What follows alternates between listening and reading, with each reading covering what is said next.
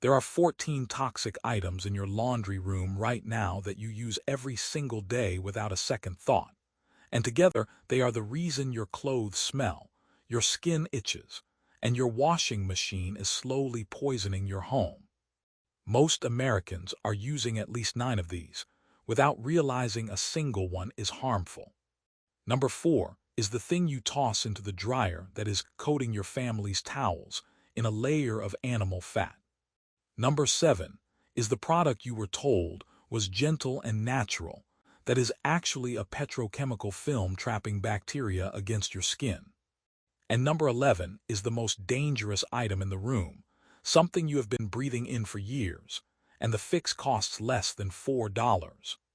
I have spent the last 3 years studying how Japanese households approach laundry, and what I found changed everything about how I wash clothes. In a Japanese home, the laundry room is treated with the same respect as the kitchen. It is a place for cleaning, not for storing industrial chemicals. In an American house, the laundry room is a toxic waste site disguised as a fresh linen-scented closet. The average American laundry product aisle contains over 400 different items. The average Japanese one contains maybe 40.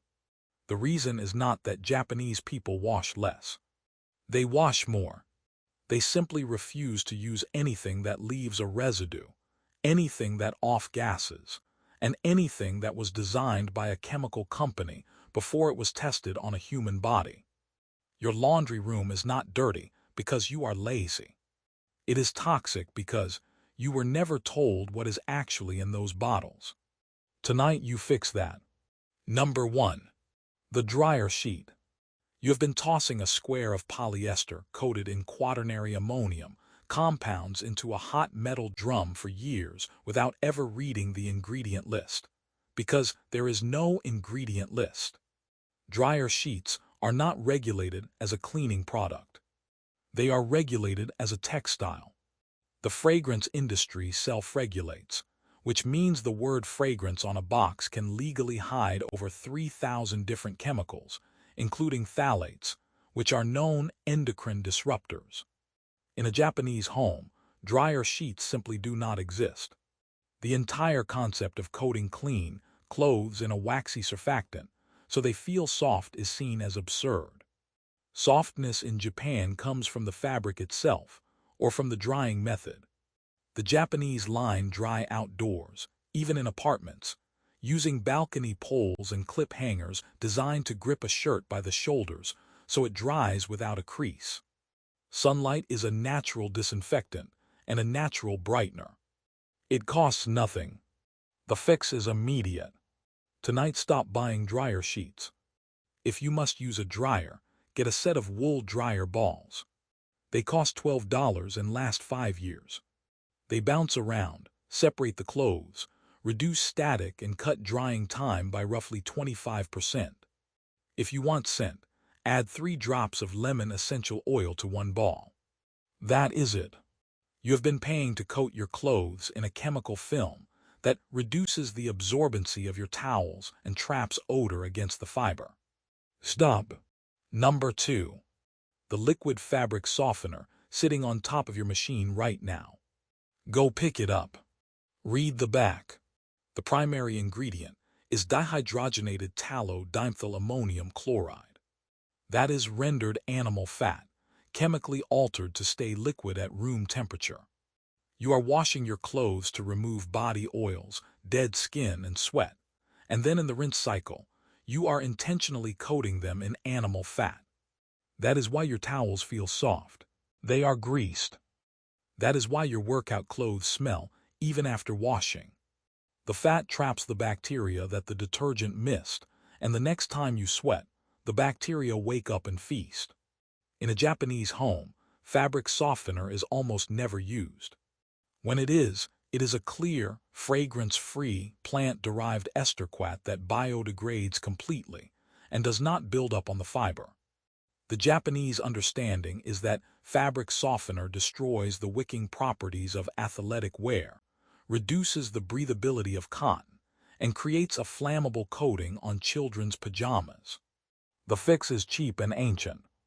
Add a half cup of white vinegar to your rinse cycle. It strips the soap residue, softens the fibers mechanically by relaxing them, and kills the bacteria that cause odor. Your clothes will come out smelling like nothing. Nothing is what clean smells like. The scent of a lavender meadow is not clean. It is a chemical mask. You have been washing with a colony and softening with a slaughterhouse byproduct. Fix it tonight. Number 3. The liquid laundry detergent in the giant plastic jug, with the easy pour spout that drips down the side no matter what you do.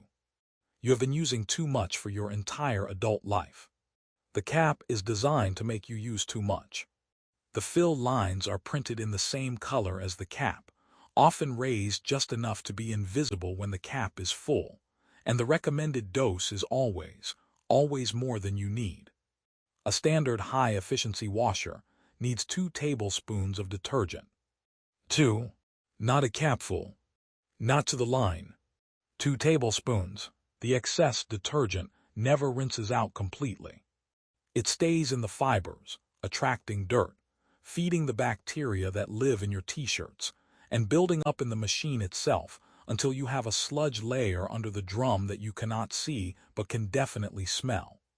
In a Japanese home, detergent is measured with a small, clearly marked cup that holds exactly 1 dose, and the detergent itself is often a concentrated, fragrance-free liquid sold in a refillable pouch that uses 70% less plastic than the American jug. The Japanese detergent aisle is dominated by products that list every ingredient on the label, including the percentage of surfactant. The fix is a tablespoon. Go to your kitchen right now, take a measuring spoon, and scoop out 2 level tablespoons of your current detergent. Look at how small that pile is. That is all you have ever needed. The rest has been going into your clothes, your skin, and your septic system. You have been pouring money down the drain and calling it clean. Measure it tonight. Number 4. The scented laundry beads or crystals that you shake into the drum before the clothes go in. These are pure microplastic. They are made of polyethylene glycol and synthetic fragrance, designed to dissolve slowly over multiple washes so the scent lasts for weeks.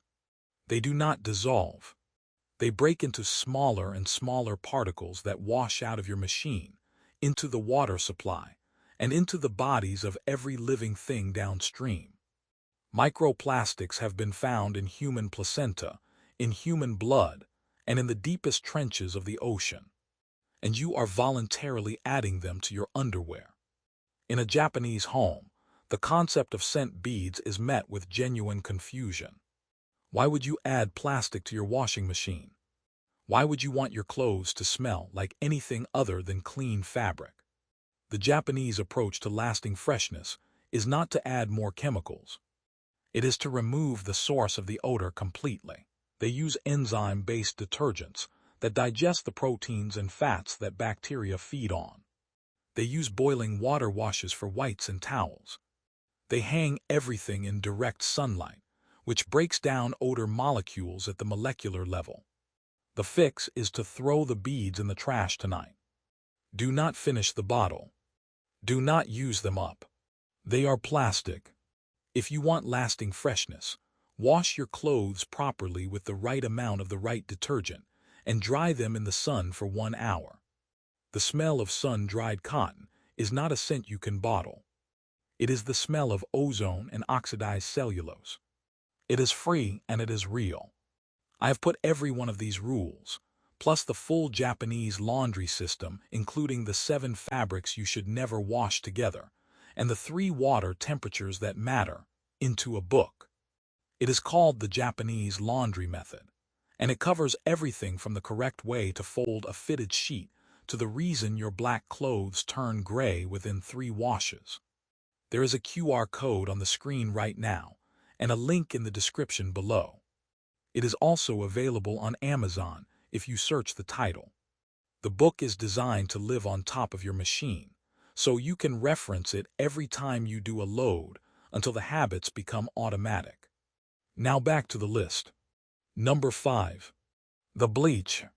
You have a gallon of chlorine bleach sitting on the floor next to the machine, and you use it maybe twice a year, and every time you do, you cough, your eyes water, and the smell lingers in the house for 2 days.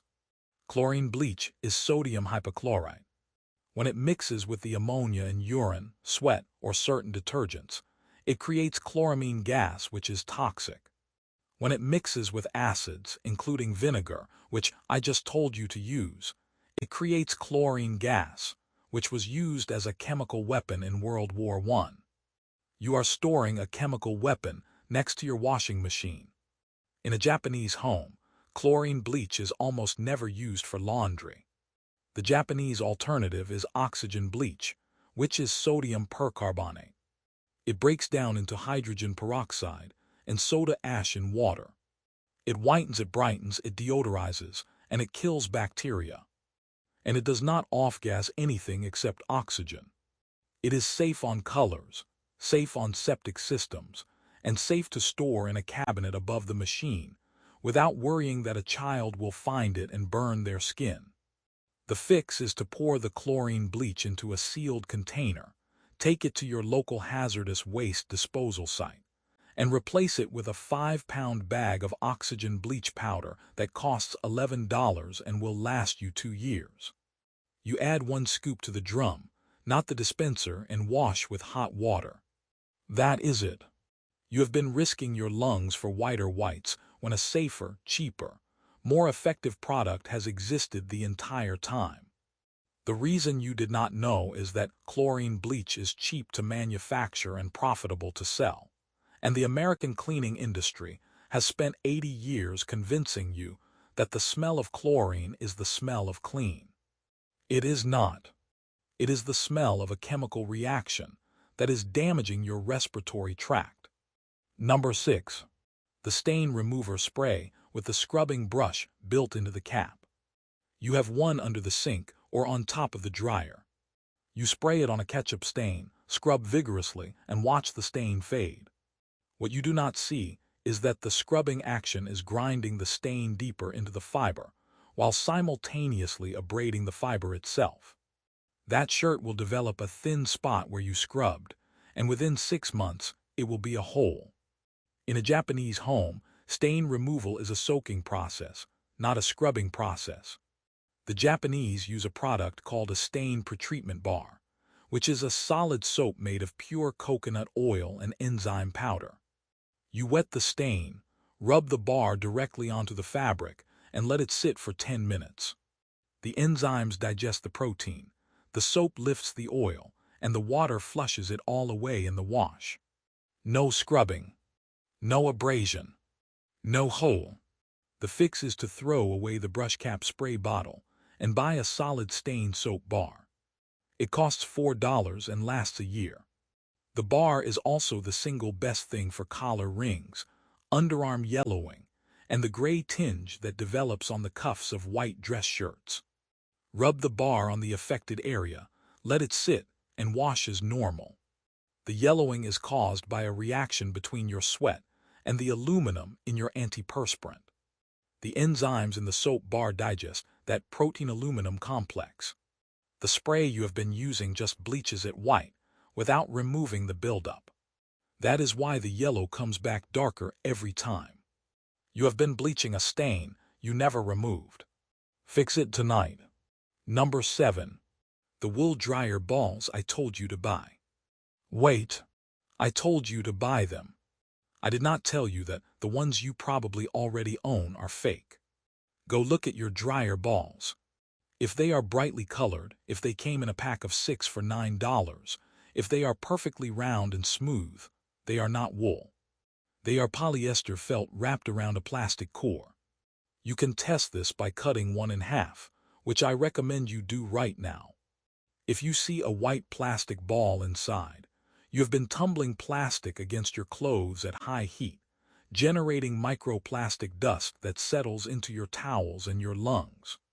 In a Japanese home, if dryer balls are used at all, they are made of 100% organic wool, hand-felted, undyed, and sourced from a single farm. They are dense, slightly irregular in shape, and they weigh about twice what the fake ones weigh. The weight matters because the mass is what does the work. A lightweight plastic ball bounces off the wet clothes. A heavy wool ball plows through them. The fix is to cut one open tonight and confirm. If it is fake, replace the set with genuine, undyed, 100% New Zealand or organic wool balls. They cost about $18 for a set of 6. That is $3 per ball for something that will last 5 years. The fake ones are leaching plastic into your dryer vent and into the air you breathe in the laundry room every time you open the door. You have been tumbling microplastics with your underwear for years because a manufacturer realized they could injection mold a plastic core, wrap it in a thin layer of dyed wool, and sell it for half the price of the real thing. You are not saving money. You are paying with your health. Number 8. The laundry basket itself. You have a plastic basket, probably white or gray, probably cracked on one handle, that you have owned for a decade. You carry wet clothes from the machine to the dryer or to the line, and then you stack dry clothes back into the same basket. The basket has never been washed. Not once. Think about that. You put clean clothes into a container that has held dirty underwear, sweaty gym shorts, and the dust from the laundry room floor for 10 years without ever sanitizing it. The basket is a fomite. It is a disease vector. In a Japanese home, the laundry basket is made of breathable natural material, usually bamboo or woven rush grass, and it is used only for dry, dirty clothes. Wet clothes go into a separate, rigid plastic or stainless steel carry basket that is small enough to force you to do smaller loads. The carry basket is wiped down after every use. The dirty basket is aired out in the sun once a month. The two never mix. The fix is a 2-basket system. Get a collapsible silicone or stainless steel tub for wet clothes. It costs $20. Keep your old plastic basket for dry dirties only. And wash that basket tonight. Take it into the shower with you, scrub it with dish soap and hot water, and let it dry completely before you use it again. You have been putting clean socks into a container that has been marinating in foot fungus spores for a decade. Fix it tonight. Number 9. The washing machine itself. You have never cleaned it. You assume that because it fills with soapy water every few days, it is self-cleaning. It is not. Your washing machine is a dark, warm, humid cavity that is the perfect environment for biofilm, mold, and a genus of bacteria called Moraxella, which is the primary cause of that sour smell that develops on towels if you leave them in the machine for more than 2 hours. That smell is not the towel. It is the machine. The biofilm builds up in the rubber gasket of a front loader, in the plastic drum of a top loader, and in the hoses that connect the machine to the wall. Every time you wash, you are inoculating your clothes with a fresh dose of bacteria from the machine's internal surfaces. In a Japanese home, the washing machine is cleaned once a month using a specific protocol. First, the lint trap and drain filter are pulled, cleaned, and dried. Second, the rubber gasket is wiped with a cloth soaked in white vinegar. Third, the machine is run empty on the hottest setting with 2 cups of oxygen bleach and no detergent. Fourth, the detergent and fabric softener dispensers are pulled out completely, soaked in hot water, and scrubbed with a toothbrush to remove the pink slime that lives in every single one. The pink slime is Serratia marcescens, an airborne bacteria that feeds on the phosphates in detergent residue. It is harmless to most people, but can cause infections in the immunocompromised. It is living in your detergent drawer right now. The fix is to clean your machine tonight. Pull the dispenser drawer out. If it has never been removed, there is a release tab you have never noticed. Press it and pull. Look at the underside. That black and pink sludge is what your detergent has been flowing over before it reaches your clothes. You have been washing with a colony and calling it clean. Fix it tonight. Number 10. The laundry room air. You have a room in your house that contains a washing machine, a dryer, a shelf of chemicals, and probably a litter box or a slop sink. The air in that room is the most contaminated air in your house. The dryer vents moisture, lint, and whatever chemicals are in your dryer sheets directly into the room if the vent hose has even a pinhole leak. The detergent off-gases volatile organic compounds. The bleach emits chlorine gas at low levels constantly, even with the cap on. And you breathe this air every time you walk through the room, which in most American houses is the same room you enter from the garage, meaning you walk through a cloud of toxins multiple times a day.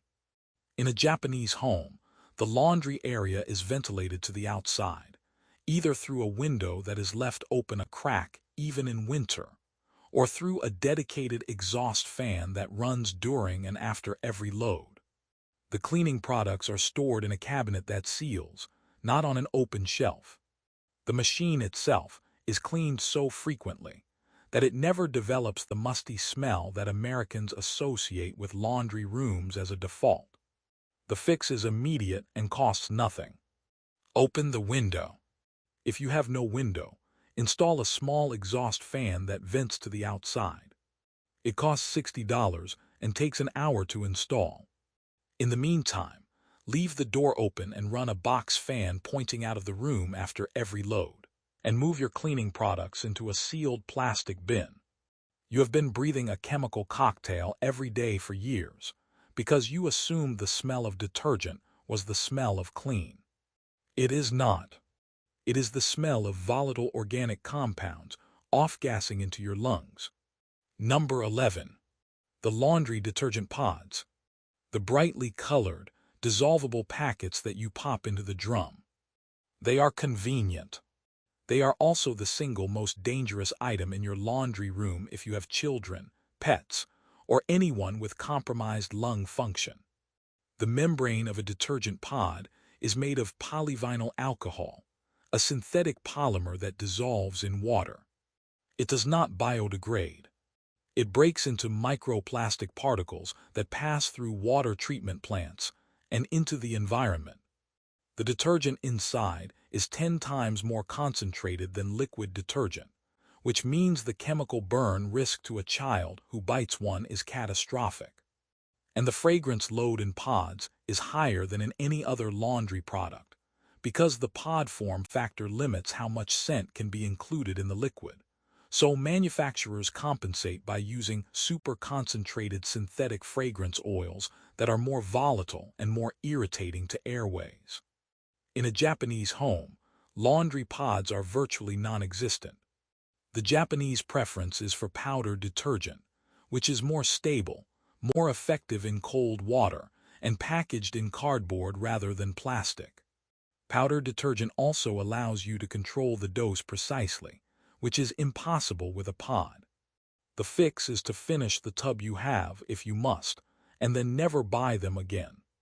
Switch to a powder detergent in a cardboard box. It costs less per load. It cleans better because powder formulas can include oxygen bleach and enzymes that are not stable in liquid form. And it does not wrap every dose in a microplastic membrane.